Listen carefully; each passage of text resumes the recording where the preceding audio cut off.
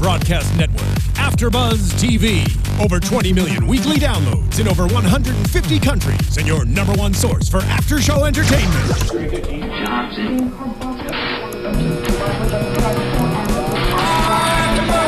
AFTERBUZZ TV, the destination for TV superfans, producing after shows for over 300 of your favorite TV shows, interviewing celebrities and showrunners, and bringing you behind-the-scenes exclusives. All thanks to E! Entertainment's Maria Menounos, producer Keven Undergaro, and internet leader Akamai.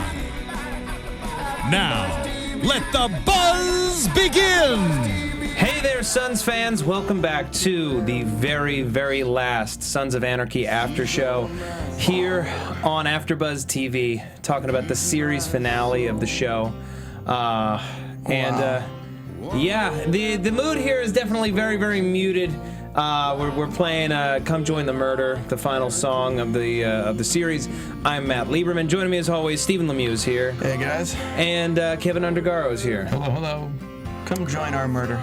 Yes, of this show, the show that murdered itself, or at least Jax did at the very, very end. Now, obviously, when you're going into any series finale, you got to take a lot of things into account. First of all, everyone has an idea in their heads of how they want the series to end. The creator of the show has an idea of how they want the series to end. We have the finale that we wanted, we have the finale that we got, and you can either judge it as an episode of television, or you can think about it in terms of where it leaves the series and its characters. Because you have to remember, very, very few shows get to end on their own terms after a long run. And while I don't think by any means that this was a perfect episode, or even one of the best episodes of the show, I also don't quite know how else it could have ended necessarily. I feel like a lot of its punches, right up front, I'm just gonna say a lot of its punches were telegraphed, and we could kind of see them coming from a mile away. So there weren't really any big shocks, which is a bummer. But you also have to remember the climax of this series came last episode and in the episode before, when it was the emotional climax of Jax and Gemma, and this was really mostly falling action. So I think that it's a fitting end to the series, a series which, you know, has a lot of highs and also some bumps along the way. But as an episode of television, I have to admit, as a fan, it's disappointing. What did you guys think? I mean, I thought the climax of the series was OP. To be honest, I thought even watching this finale, all I'm thinking about is like, I wish there was something in this episode that grabbed me as much as when they killed Opie. Because I enjoy it as when I look at the way you look at it, saying like where it left the characters and where it like that. I mean, technically my predictions were pretty spot on for the season when I said that freaking Jax is going to drive his dad's bike into a semi-truck, die the same way, and leave the club in a better place than it was with him. Yeah. So, I mean, I was kind of right in that respect, but I just kind of... I was, back in my mind, I've been petitioning this whole season that Borowski's the rat, and Borowski's the rat, and you guys have been saying, no, Jerry's the rat, Jerry's the rat. I kind of wish Jerry was the rat, so I could have had a moment where I was like, oh... Yeah, when the biggest shock of the episode is that we kill one of the Irish kings instead of Connor, it's definitely a little disappointing. What about you, Keven? I agree with what you said, Matt, and initially with your initial thoughts. I think one of the problems is I don't think there was anything much different he could have done. I think part of the problem is when you're given an hour and a half and sometimes more every week. If you notice other series, we stick to the hour, and then maybe one or two episodes we'll do a special. This was so much time he had to play with, and I think that's why it got a little anticlimactic. Where just imagine what you said, Matt, but now imagine these episodes were all an hour. Mm-hmm. All 44 minutes. That's all we have with commercials, and I think that things would be tightened up. And as far as why the Irish had to get killed is they were on their backs for a while. Like we and Sam Crow were under their thumb, and that had to be freed. The only thing he did leave the club in a better place per se, but ultimately the decision was we're outlaws, we're bad guys, because we're still doing guns. Right. But we're not doing guns. Belfast is making sure that Alvarez can get the guns, but they are not from the IRA. They are from anti-IRA. They're from the guns. No. But we're still having guns, Matt, in the community. In the community. And I'm saying, so we're still a fungus. We're a toxin. And then when you see Abel playing with the ring, it leads us to believe that, Jax really dies in vain because the kid's playing with the ring and he's going to be a son someday. This is definitely speculative, but I think he's left the door open to play with the future. Well, it's also 10, 15 years from now, if Sutter's alive, he's left it open for a sequel series. Yeah. But even that's open, but that's so far ahead down the road. But by showing the ring, it's like, God, what did we get out of this? Well, they mentioned history earlier in the episode where we know the history, you know what's going on, you know what's going to happen, you deserve the truth. I think it was with Patterson when he mentioned it. Mm-hmm. And showing the ring with Abel is just another history is doomed to repeat itself. And the whole series is technically history is doomed to repeat itself. A man with a club, who the club's going down a dark path, tries to resurrect it and finds out that he can't, so he takes his bike and drives it into a semi-truck. Yep. I mean, if there is a sequel, I just hope it doesn't end with Abel driving John Teller's bike into a semi-truck. It probably wouldn't, and I wouldn't necessarily get our hopes up for a sequel series. No, I mean, it's like, obviously, be alive in 18 years. You think about it, but but prequel's more like it. I feel like he's gonna have his fun with the Executioner show. It's gonna go as long as it can, and then I know he can always his layup. Anytime he wants, he can do the prequel to Sons, and we'll all go bananas when he does. Now, I do like the symmetry of the series. I do like thematically where we're leaving things. I know that guns are still a cancer, but that's kind of his point. It's in season 6. Well, he said, "I'm an outlaw." Yeah, that's it. He just made his peace. That was the ultimate decision that Kurt wanted to make. Yeah, that these guys are outlaws. But it's not even that. It's also we've got these 3 generations of outlaws, the way that you're talking about it, Stephen, where you have a guy who tried to resurrect his club and take them away from that dark path, realizing that it's ineffable, kills himself, as we really had that confirmed this week. And lights the on fire, lights the JT's manuscript on fire. That was so baffling to me. I guess it's to show that he's without hope. No. I think without hope, but I also think it's like, no, Dad, you know what? Like the fall of anarchy and getting us on the right path. That was what JT was trying to do. I'm doing. Remember, like he said a season or 2 ago, I'm going to do what my dad originally wanted to do, which is get us on the right path, get us out of the guns, get us into the sex stuff and the lighter fare, tow contracts, things like that. And by lighting on fire, it's like, no, he ultimately copped to Gemma. This is what we are. Yeah, we're outlaws, and that's why I said, "I'm sorry, Dad." I took him burning of JT's manuscript and burning of his own notes, because he's been writing in the notebooks, and he tossed those in the fire as well. I took that as when he realized who he is, and he is his father's son. Because when he looks at JT and he looks at that notebook, it was JT trying to bring the club out of guns, bringing it out of this, bringing it out of everything. But in the end, JT was also as well a criminal. And it's, no, you don't get to be the martyr. I don't get to be the martyr. We're criminals. We don't get to be the good guys. Exactly. On a more functional level, it's also sticking to the plan that he has for making sure that his boys grow up hating him. It's saying, I don't want there to be any evidence that I had a conscience. I don't want my boys to get any thoughts in their heads about joining the Sons of Anarchy in hopes of turning it into the thing that I wanted to turn it into. I want to make sure that there is no way, no reason, no connection that they have to this club that is in any way positive. Now, when you look at this Christ imagery in the final moments of the series, as Jax throws out his arms almost like a crucifix, like Jesus on the cross, as he flies into this semi-truck.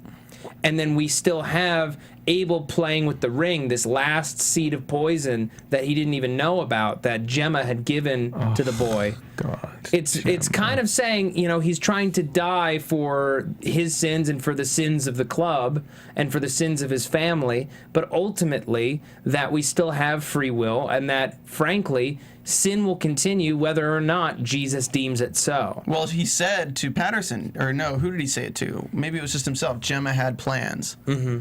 And Gemma had other plans. To JT, to the wall with JT. Yeah, Gemma had other plans, and she planted that rose garden right in Abel's hand with that ring. Yeah. It's true. By the way, all the biblical things, the rose garden, and we saw the bread and the wine. bread and the wine, the blood. The blood. It's very, very interesting. Mm-hmm. Oh, Michael August emailed us. Great some catches later. But, yeah, you know, and also, I mean, let's face it, we're bummed because the show's over. Yeah. You know what I mean? Like, we had a fun ride with this thing, and it's tough to know that this is it. Yeah. That's it, ultimately. And you know, I kept looking for the unpredictable nature of writing to come through, and I was wrong. You know, he said from the beginning it's Hamlet, right, in a motorcycle gang, and he delivered on that. You know? He stuck the landing for the show that he wanted to make. Yeah. And, you know, I feel like we would all be really, really upset if any of our favorite characters, you know, I feel like we all assumed that Jax had to go down one way or another. It had been set up for a few episodes, which is why it's not a shock that he's dead. I feel like the people who are really blown away by this finale are the people who thought up until the very end that he would get away somehow, or that everything would be fine. You know, I'm happy that our boys, that the club still exists, but it's definitely the least shocking and the least thought-provoking ending we could have received. And I think, again, I'm going to go to stupid American TV fan, because, you know, I'm older than you guys, so I drink the Kool-Aid, and I love the 3-act structure.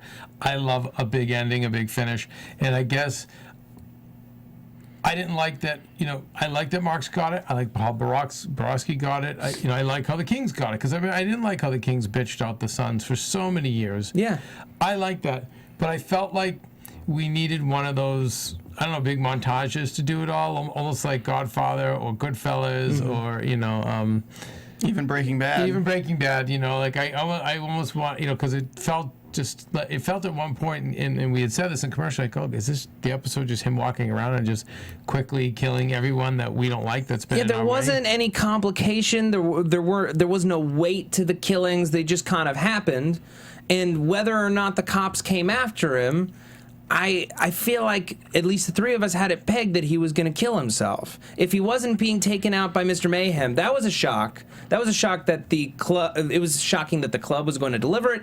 It was shocking that they shot Happy in the arm instead. But then as soon as he lived and he got on that bike, you knew he was dying regardless. Well, they gave a hint to him riding the bike down the open road at that scene. And I saw it when he parks his bike, because usually they park it forward facing. He parks his bike, backs up, and you see the camera shot with the long road in front of the bike. And that's what I was like, okay, so Jax is going to ride off into the sunset maybe, what's going on? But, I mean, that was a good turn when I love when he shot Happy in the arm. Happy was just like... And I said, I don't know if you guys agree or disagree, I thought Happy, most underrated son. And I don't mean just in terms of an actor, as a character. Yeah. Solid, funny, but just fearless. He just was my most underrated. I've always loved Happy. I think that he's honestly my all-time favorite son, just because he is loyal, he's freaking crazy, and he's super strong. And I love the way, and I was bummed in a sense that they didn't do it this episode. Every time they would do any kind of decision at the table, everyone else would say yay and he would say yes, and they gave the yes to Chibs in this episode. But I just love him because he's just so odd. There's no other life for him, but he fits in so beautifully with this brotherhood. Yep. And he's just such a character. Yeah. Yeah, we're all like just taking. I know, like we're taking. You have to remember, people. We come into this studio and talk about the show right after we've seen it. We've had no time to digest. It's all very, very, very fresh. I mean, I'm just thinking about it, and literally, it's not even this episode. Jack's just going around shooting people. Last episode, it was shooting Unser, shooting Gemma. Okay, gonna go shoot Borowski, gonna go shoot August, gonna go shoot the Irish Kings. Just gonna close up everything with that. I mean, we've known Borowski was the rat for 2 or 3 episodes now, and we've known that August Marks was getting out of jail on this day for 4 or 5 episodes. We knew all of this going down. I feel like there could have been plans in place for having, like you said, like they're so good at the music montage, of having things actually connecting and puzzle pieces fitting together for something clever to end these people, to make Jax the mastermind that we all loved him for, because every move he made, like killing the Irish Kings, I love that because it's smart, it's different, it's okay, this plan didn't work, I gotta think of something on the fly. Look how we can make this work with Connor instead of killing Connor or giving him to the Kings. Solves 2 problems with once. This was honestly, it was just very unclever. But if you take it as a character motivated decision, this is a guy who doesn't want any more blood on the hands of his club. You know, he effectively took this chapter out of guns, effectively. He knows that they are still outlaws. He knows that he's never going to change them. It's never going to be necessarily a positive thing. But he knows that he is a dead man walking, and he is not going to get anyone else involved with these killings. He's just trying to make as big of a stink as possible to make sure that there are cops to ensure that the decision is death or a cage. You have to remember a couple seasons ago when he was talking to that guy at that gas station when he was up north with Tara before she got her hand mangled, when he's talking about, you know, cars versus motorcycles. He's like, yeah, man, I can't ever live in a cage. I don't remember the exact quote, but he's basically, I can't trade my bike for a cage. And that's what he's doing here. He's making sure that he has no choice between death or a cage, and you can't cage that bird. That's to me what he was doing there. Now, in terms of it being gracefully delivered television, I understand why it's frustrating. But the more that I think about it from a character perspective, the more the decisions in this episode make sense. It's just, as I said, this episode is largely falling action. The decisions that Jax made, he made before this episode started, and there wasn't really anything that disrupted him carrying all of that out. There was no wrench being twisted, which is what this show does so well, is the best laid plans of mice and men. They come up with this big scheme, but things go wrong, and then they have to shift it and twist it, and then we find out how they pulled it off at the very end, and that's why we're satisfied. I think you're right. I think that's what this finale, honestly, though, was missing.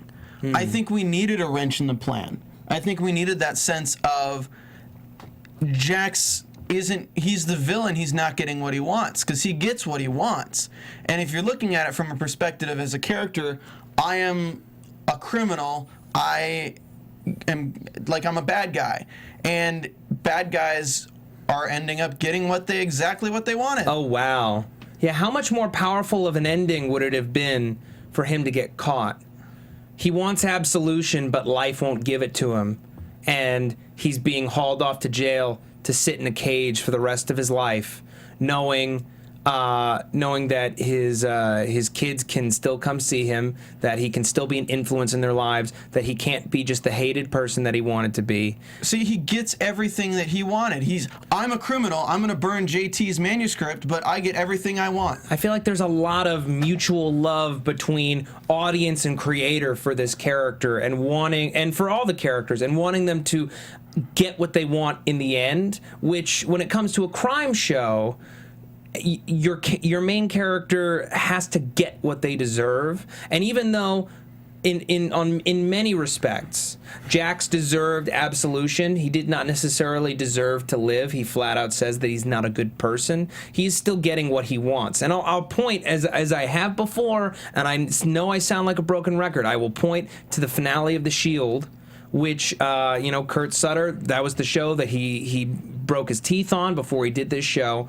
In the end of that series, everything catches up to Vic Mackey, and he is stuck in an existential hell. He isn't dead, but he is living the life that he had been avoiding for his entire career.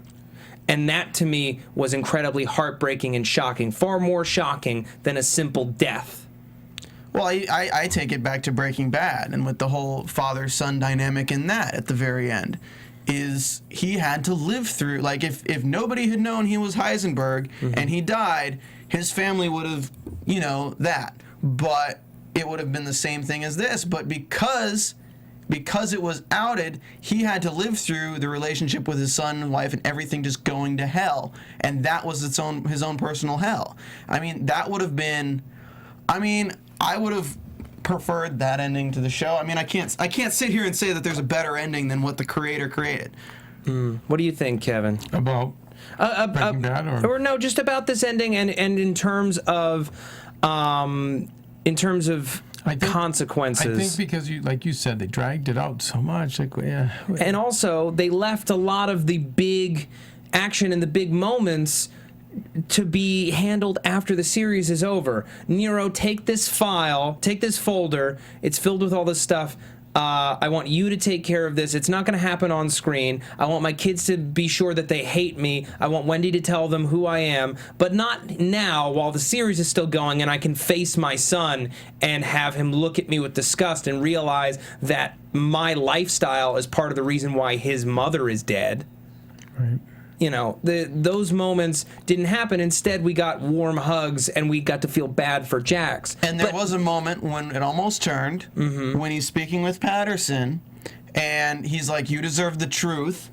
And we're all thinking, oh my God, he's going to confess to Tara's murder to take the blame, to make his kids hate him. You thought that. I never thought that. You never thought that? Yeah. I thought that was going to happen. That he was going to confess to Tara's murder? Yeah, maybe. I don't know. Interesting. Because I didn't know what to think. I kept looking for a curve, and I just kept getting the obvious. Okay, I'm going to kill Marx. I'm going to kill the other guy. I'm going to kill. It just. I kept looking for the surprise, and other than one of the kings dying, nothing surprised me. Yeah. One of my friends, I don't know if it was you, Kev, but somebody told me that good writing is confrontation and not solution. Oh, I never said that. And that's definitely true. And this episode was completely solution. There was no confrontation. I mean, aside from like guns killing people, like in that sort of sense of the word, but I mean like from the character's perspective of he has something he wants from the scene and he wants to get it, there was nothing fighting back with him getting what he wanted. What do you guys make of the homeless lady? Was it just a symbolic thing? Have you guys seen Oh Brother, Where Art Thou? No. No. Watch that movie. Great movie. The symbolism is like the guide taking you through the myth of what's happening. Like there's a person who they see. So you're saying she's just surreal? In a way, like she's the eye looking in, I guess. I don't know. To me, she's kind of the spirit of. She's the viewer. She's you and me, kind of, if you look at it. Because she's the one seeing what's going on. At the very end, she says, it's time, Jax. She takes the murder weapon. She knows what happened with Tara's murder. Every step of the way, we see her at some point when there's a major shift happening. Right. I don't think that she's the viewer. First of all, a very important point was pointed out to me this week, which was that she was in Belfast, which means that she is not real. She is everywhere. To me, she has always been the woman who died in JT's crash. She is Brooke's mother, as she was when she died, and that she effectively is the spirit of the last generation, the spirit of JT's failure to end the cycle. She is the remaining ghostly, heavenly guilt that remains on Earth, watching and judging silently from the sidelines until Jax is ready to give up his life for the sake of breaking the cycle. At which point, not broken though. He doesn't know that. He thinks that his sacrifice can break the cycle. Right. He does not know about the ring. Poisoning with the ring. Exactly. I don't even mean that. I mean the club's really kind of in a very similar place, regardless. No, right. They're going to buy scoops. They're going to buy scoops. They've got Diosa and Red Woody. They are out of guns. Let me be clear. Belfast is helping keep the IRA away from Connor's source of weapons. Alvarez is going to continue to deal weapons. Yes, there will still be violence, but it will not be coming from the Sons of Anarchy Redwood original. Okay, because, I mean, I understand that, but when I see the IRA and see what they've done before and see all the guys they've killed, I just imagine them going in there and killing the whole gang. I mean, you're not wrong. And then, like, Chibs being... I like the scene between Chibs and Jerry where he breaks ties. Kind of where he threatens her in a way. It's just like, okay, well, this is setting up the politics for where the club is now, where Right. he's the leader. Yes, he's the leader, and we are the bad guys, and that's it. And we run Charming, so okay, all fun's over, Toots. But this is how it is. This is the old world order, and I'm the president of the old world order. At Southern Siren on Twitter says, Jack should have had to answer to his sons, especially for their mother. He gets to escape that like a coward. Yep. Because there's no retribution for Tara's death, really. He killed Gemma, but that was like a killing of love. It's exactly what Gemma wanted. When she tells him, it's okay, baby, you do what you have to do, because that's the poison running through his veins that she's put there, too. Yeah. It's just frustrating when you're talking about a series that has dealt so many damning final blows to various people. When people have gotten their just desserts, you look back at somebody like Stahl, who after she screwed over so many people finally got her just desserts, or Clay, after screwing over so many people, got his just desserts. Jax, even though he was our protagonist, even though he was our audience entry into this world, he didn't deserve to go out on his own terms. He didn't. Well, he was a criminal. Message is, I'm a criminal. Right. I mean, you think about all those times where we have said but Jax is a good guy, and the audience has reminded us that he is not a good guy. Okay, and I always bring up Breaking Bad and how much I loved it. Walt also went on his own terms, and was not a good guy. I mean, But he didn't go out on his own terms, because he asked Jesse to kill him, and Jesse refused. No, I don't think that was his terms. I think it was telling Jesse it's okay to kill me, and then he was fine because he would have pushed it further. Spoiler alert if you haven't seen it. Yeah, no, I know we're gonna get hatred for this. My God, please see Breaking Bad by now, people. I shouldn't be like that. I'm sorry, but anyway, I felt like the cancer, didn't get him, and he knew what was up. He knew what he was going into at the end. He knew he wasn't coming out of there. Yeah. Fair enough. All right, before we continue, I want to really briefly remind you all to go to iTunes and rate and review the show. We want to know what you guys thought about this finale. Yes, 100%. So go to iTunes, rate and review the show. Not only will we get all of your feedback about our years of dedicated service, recapping Sons of Anarchy, but you'll also support everybody here at AfterBuzz TV by doing so. We here at AfterBuzz, I say it every week, we put out over 80 hours of free after-show podcast content a week on multiple platforms. It is the widest array of after-show content on any platform anywhere on the web, and the only way that we are able to continue this streak of content is to get wonderful sponsors who judge our programming based on you and your reaction, the amount of ratings, the amount of reviews, knowing that we are not only popular, but that we do a great job delivering that content. So let us know your feelings about the finale, about the series as a whole, about our takes on it on iTunes and on YouTube. Yeah. Do you want to do shout-outs? Yeah, let's do a last round of shout-outs. By Frank G's, the show after the show. First and foremost, I want to say I love the show. I subbed for Sons of and ended up catching on different shows. Love the way After Does breaks down everything. It feels like the show after the show. You guys rock. Farewell to an Awesome Podcast by Joe Beta. I'm a longtime listener and will miss listening to you guys after every episode of Sons of Anarchy.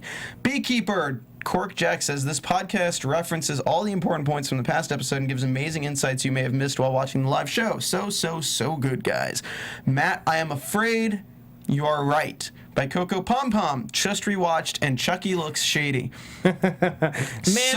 How crazy would it have been if Chucky killed Jax for killing Gemma?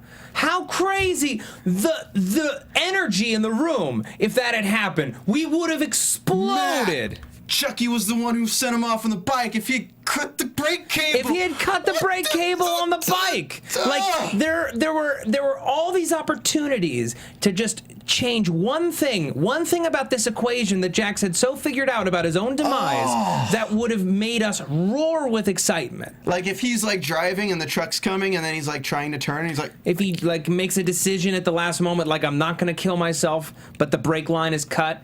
Like there are opportunities. The split section of regret would have been. Yes, the flash of regret, the moment realizing that it was not his decision, but that he had been sent to his death for his actions, would have been far more poetic for me. After he has his moment where he's like, I'm coming home to Jesus, and he realizes, no, wait, I'm not ready to die. And then the I am a brakes don't criminal. work. I am a coward. And then the brakes don't work. Would have sent shivers down my spine. Totally. And you know what? But you would have had you guys getting carried away. I think we would all have had the worst feelings for Jax. You might have had maybe a more satisfying finale, but I wouldn't want to go out, and I know our fans wouldn't want this. I wouldn't want the show to end on ultimately Jax is a coward, because ultimately Walt was not a coward. And I think that is, going over to the other thing. Okay, that's an argument for a different... He went up and took out all the skinheads. Are you kidding me? That's a coward move. In the end, I'm saying we're always remembered by our last act, Matt. Unfortunately, that's just how life is. If you think... We're not going to argue about Breaking Bad on the Sons of Anarchy after show, Kevin. No, we're not. You're right. But if he had gone out like a coward, oh my God, everyone in this world would have had the worst taste in their mouth for this series. He only did... But we would have remembered it. I'm not, right. I'm not saying your way isn't better writing. I'm just saying at some point, Right. Again, I am an old TV fan. I'm telling you, it would to me, because when I think, again, Boardwalk Empire, spoiler alert. You can't. It was far too recent. You can't, Kevin. Dr. Forbes 07 says, broad appeal. The hosts are able to, at one time, be so congenial and accessible, yet do a show that appeals to overthinking cerebral intellectual snobs. Experiencing thoughtful criticism can sometimes be as enjoyable as the art itself. Thanks you, man. I'm gonna miss you guys. And the last one, I wish I'd found this sooner, by Kylie Lynn. This podcast has been absolutely amazing. I'm upset that I didn't find it till after Greensleeves, so I went back and listened to a bunch of episodes to get my fix. Great job, guys. I'm glad I can listen to this after the finale to get my post-Suns depression. Well, now the show's over. You can check out any of our other after shows we do here. We do over 350, and we got more starting every single week. It's insane. Oh, okay. Can we? That was a moment though, man. Because I just think of it like so many ways this should. Because overall, when I rate this series, like if I look at this series as a whole, it's a great series. Like there's nothing series. There's nothing I can say from like a finale standpoint. No matter what, not everyone's gonna love a finale of a series. I mean, unless it's Dexter, where everyone's gonna hate it. But with some, like, even though the finale wasn't necessarily the one that I wanted, or some other people could have wanted, like, as a series as a whole, I still rate this like top 10 of one of my favorite series that I've sat down and watched. I looked forward to it every week consistently. Like there wasn't a time when I was like, oh God, I gotta watch Sons of Anarchy. It was always, oh, I'm looking forward to Sons of Anarchy. So I mean, that's a win if I can say anything about the show. Yeah.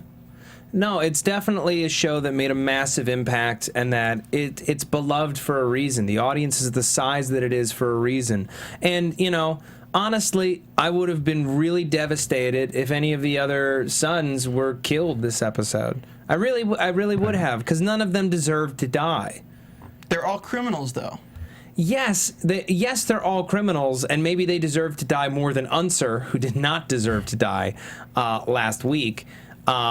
But none of them deserve to die as much as Jax. Like, as sick as it is, and I'm going to hate myself for saying these words, they were ultimately following orders. We didn't miss any extra scene after the credits, did we? Because we left before the credits were over. No, it went straight to Anarchy afterward. Okay, I would have liked to see the future, like, year later, 2 year later thing. That's the one thing I really kind of would have liked to see, that, because there's so much set up with these characters in this episode that could have tied it in a little bit more, even if it was just Diosa or when they bought Scoops or whatever. I don't know. I would have liked to see that. But I guess that's too much fan service too. Yeah, I mean, Kurt Sutter, I imagine, has had the final image of the show in his head for a long time. Regardless of whether or not Clay factored into the final season, I feel like this was the ending he had always intended, and he made the show that he wanted to make. So for that, because so few people get to do so, and get to do so with conviction, I do have to applaud, because he knew the show that he wanted to make, and he went out making it, knowing that it was one of the highest rated series on television, one of the most beloved drama series of all time. And, you know, good for him for being able to do so. Very few people will ever get that opportunity. Or get to kill their wife on camera. That's true. Yeah.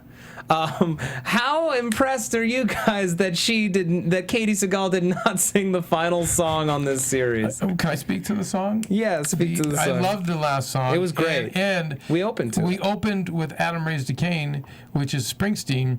And as I was telling you guys, if anyone knows Bruce, he rarely lets his music go. Mm-hmm.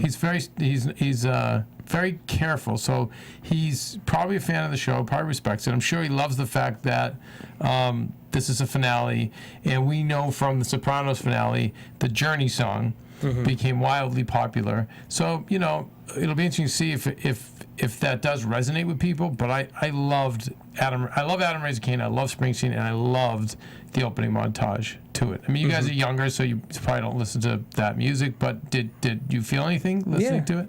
I absolutely do, and I love Bruce Springsteen. Nebraska is a fantastic album. It's a great album, and I did love the last song too that we ended on. I really did. Yeah, no, and that song wasn't even on YouTube. We were looking for it before the show to open to it, the final song of the series, and I have to imagine it's going to be everywhere now, just like Baby Blue from Breaking Bad. If we're going to reference that show for the 1,000th time on this episode. Well, box? Listen. I'm sorry. I'm really sorry about the spoilers. You guys are just going to get carried away because I get excited. Go to hell. Stay away from the spoilers. I know. But the reason I feel that shows like Breaking Bad and you had mentioned Vince Mackey, you know, The Shield. The reason we're bringing them up is because this show is on par with those. I feel like, you know, there's a top 5, top 10 shows of all time. And, you know, it is arguably this is up there. And so that's why I'm referencing those, because I feel that those are the very best as well. Well, there's shows that push the envelope. I mean, Breaking Bad really paved the way for the slow drama. This show really paved the way for the very violent drama. I mean, if you really think about it, it's pretty freaking violent. They both have their uses, and we wouldn't have the shows we have today without shows like these. Yeah. Can we talk briefly about T.O.'s induction to the club? Yeah. Hell yeah. And this momentous moment. Okay, so again, bittersweet, ironic, ambiguous ending, because this is a progressive move. This is a great move. It's a big that step every for the member club. of the table was excited about. They were all in. Fantastic. Yeah. So, you know, it's interesting because, as we keep saying, like, not much has changed. There are seeds there of hope of a better day. There is progress on the horizon. We've the color barrier we've dropped. I mean, so yeah, we're at peace with all of our neighbors. We've set them all up so that they can have their enterprises the way they want to have them, but we are at peace with them. Charming can return to relative safety. I'm very, very happy about that. It makes me very, very happy. We have Abel and Thomas and Wendy and Nero riding off into the sunset off to Norco. The two of them, hands together.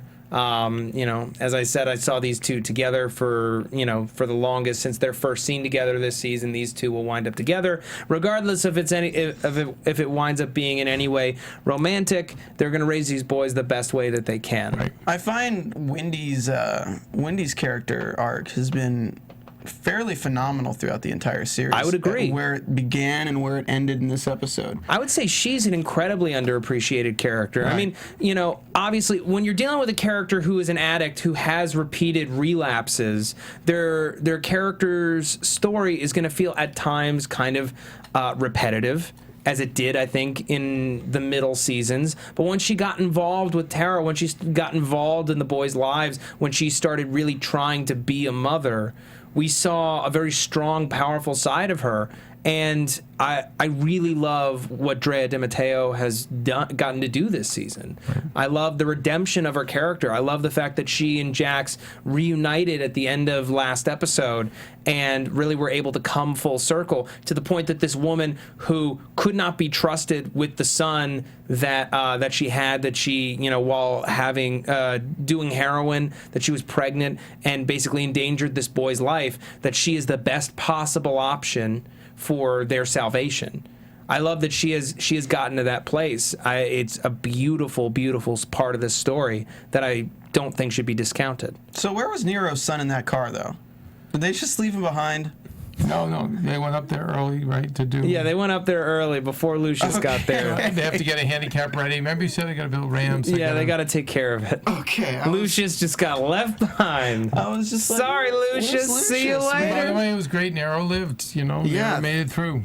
Yeah, see, that's the thing, though. That's your prediction, Matt. It is great that everyone made it through, but part of the greatness of watching this show is the nail-biting tension that something terrible will happen to someone you care about. And I feel like that has been that has gone on since Opie. Since Opie's unexpected death, not in a finale, not, where you'd expect, but 4 episodes into season 4, it is felt at all times like anyone can go at any time. Well, they have you on edge because whenever things are too happy, you're thinking, what's going to go wrong?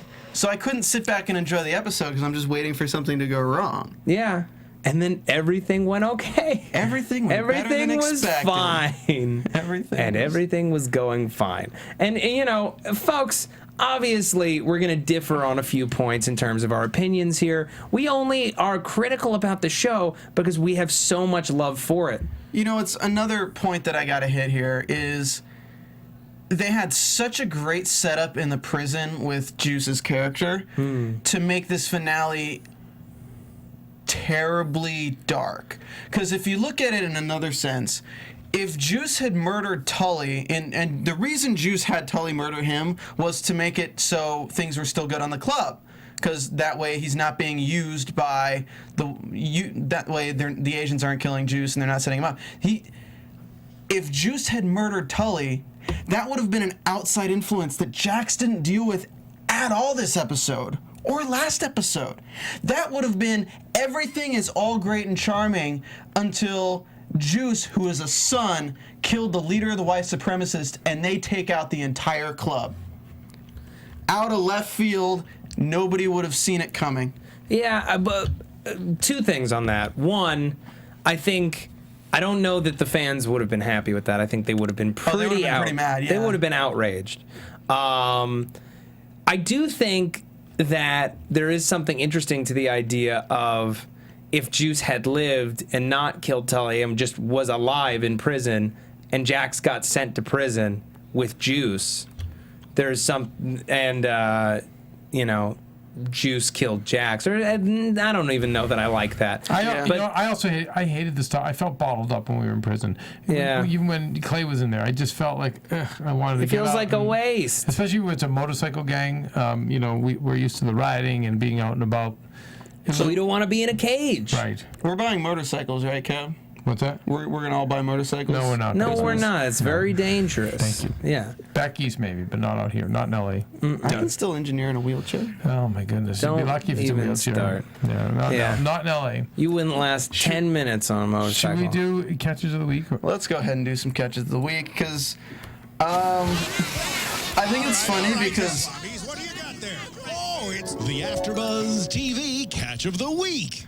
I think it's so funny because Mike throughout the season has always been very good at digging into things and being very philosophical, but some of his comments in the finale are just so blatant that I'm just like, that's awesome. And he's like, Gemma looked like a Universal horror monster when zipped up in the bag. Oh my God. Vic Mackey kills Jax Taylor. He sees the homeless woman as being Lady Justice. The bad guys lose, as Jax says to Patterson, and she was draped in the wrap. Jax says, I got this before leaving the club. That was the same line from Opie, but when he sacrificed himself for the club. It's a good catch. Mark's death in front of the courthouse was reminiscent of the assassinations of the crime bosses in the Godfather finale. Borowski died the same way as the guy he shot in the head for being a rat earlier in the season. And this one's really interesting. I really like this. The opening montage of this season, where we first see T.O. riding with the Sons, Chibs is riding lead and acting as president of Sam Crow alongside T.O. of the Grim Bastards, hence foreshadowing both events of the finale tonight. That's a good one. That's a good one. There are Thanks, a lot Mike. of good catches this week. Thank you, Mike. Cheers to Mike. They're out this season, though. Yeah, good job. Yeah, man. helping us out all season long. Can't believe it's over, man. Yeah. Predictions? Yeah, no, there's no room for. Well, I mean, if we want to just say what we think is going to happen to the club and to the boys Sure. after the Let's do it. show's Let's- end. Final predictions. Speculation, really, because we're never going to find out. AFTERBUZZ TV predictions. And also, just real quick, if you want to see an amazing crime show that's like real brief and you have Netflix, watch Peaky Blinders. Oh my God, it's so amazing. Watch Peaky Blinders. And if you like the IRA, it's got the IRA. watch Peaky Blinders. Will do. Okay. That show's amazing. Okay. So, for me, I think Abel, whatever his mom says, he's got a lot of trauma from his past. All of his memories of his dad were relatively positive, despite all the tragedy that was going on. I think that he eventually will be drawn back to the club, and will try to honor his father's memory.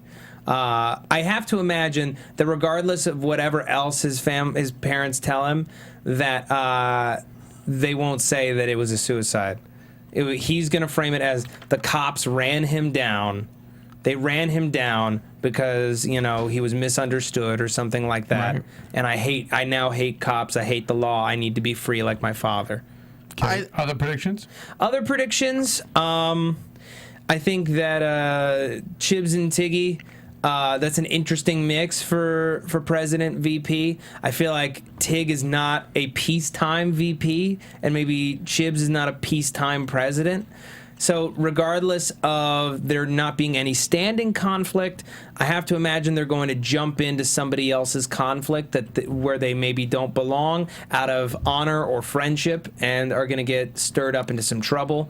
That Jerry Chibs conflict would definitely come into play in the future, and she would be determined to bring them to justice.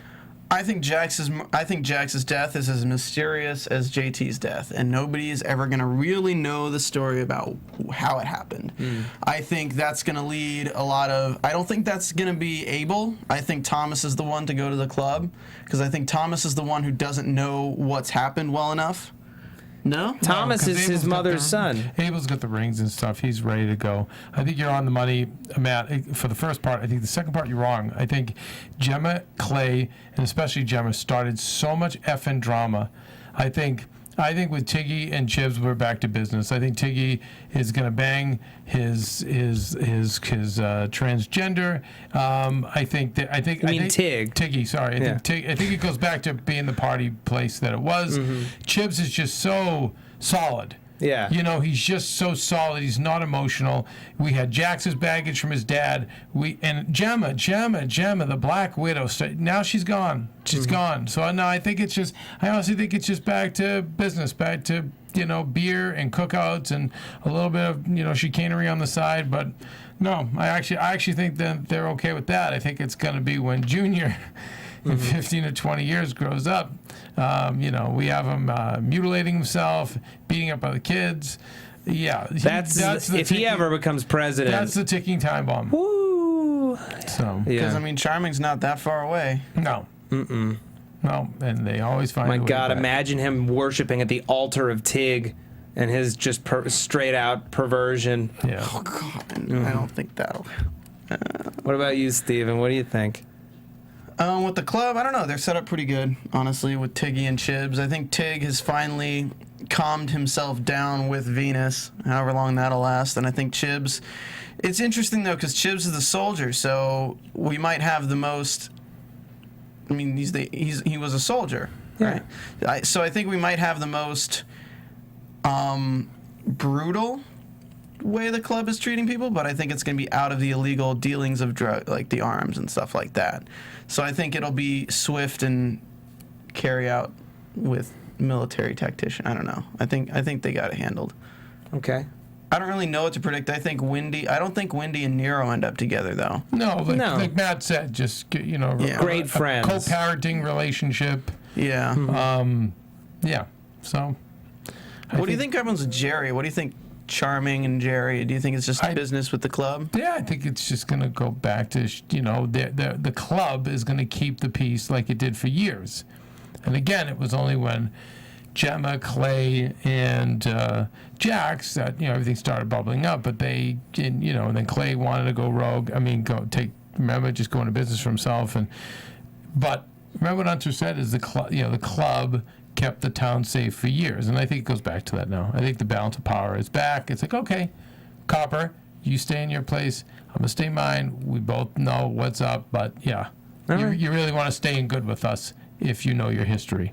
Fair enough. Yeah. All right, Can't predict folks. anymore. I think that about wraps it up for us here at the Sons of Anarchy After Show. That'll do, pig. Yep. I want to say it has been a pleasure sitting at the head of the table these last 2 years. We've had 2 series in, Kev. Yeah. 2 series end for you, Kev, this year. It's not good. Not good. Not good. And But- I've got bar rescue still, and I'm going high low. I'm back to mob wives. All right. Where can people find you on Twitter? Just at Undergaro. At Undergaro. Yeah. And Stephen? You guys can find me on Twitter at Stephen Lemieux and check us out on the Helix After Show. And I'm thinking of doing that Netflix Marco Polo show because it looks pretty cool. Check out Cool. Peaky Blinders. All right, yeah, Peaky Blinders is the best. Killian Murphy, Sam Neill, and Tom Hardy joins the cast in the 2nd season. It's so good. This is for you, Matt. All right. On the table. Thank you. Folks, you can find me on Twitter at Matt Lieberman. That's MattLieberman. You can find all my videos for SourceFed, SourceFed Nerd, and my own personal channel on YouTube, youtube.com/Matthew D. Lieberman. You can find me here doing Sleepy Hollow, Agents of S.H.I.E.L.D., Agent Carter in the winter, Better Call Saul in February, Helix when it comes back, the Doctor Who Christmas special. It's all happening. Love you, folks. Ride on. We'll miss you. Guys. Miss Have you a good so night. much. Thanks Thank for you. viewership, guys. From executive producers Maria Menounos, Keven Undergaro, Phil Svitek, and the entire AfterBuzz TV staff, we would like to thank you for listening to the AfterBuzz TV network. To watch or listen to other after shows and post comments or questions, be sure to visit AfterBuzzTV.com. I'm Sir Richard Wentworth, and this has been a presentation of AfterBuzz TV. Buzz you later. The views expressed herein are those of the hosts only and do not necessarily reflect the views of AfterBuzz TV or its owners or principals.